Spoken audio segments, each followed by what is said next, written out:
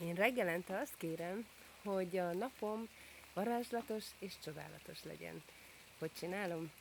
Szabadidőmben nagyon sokat utazom, és amikor itthon vagyok, akkor itt, ezen a padon indítom a napomat, és akkor is itt nyugszom le, amikor tele van a fejem mindennel, és szeretnék kiszakadni a pörgésből, és szó szerint megérkezni.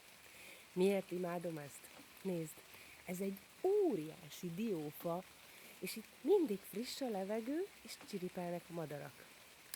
Amikor pedig nem itthon vagyok, akkor is ugyanezekkel a varázslatos kalandokat és csodákat kéréssel kezdem, csak más a helyszín. A fontos számomra az, hogy kint legyek a szabadban, és legyen körülöttem fű, fa, virág. Te mit kérsz reggelente?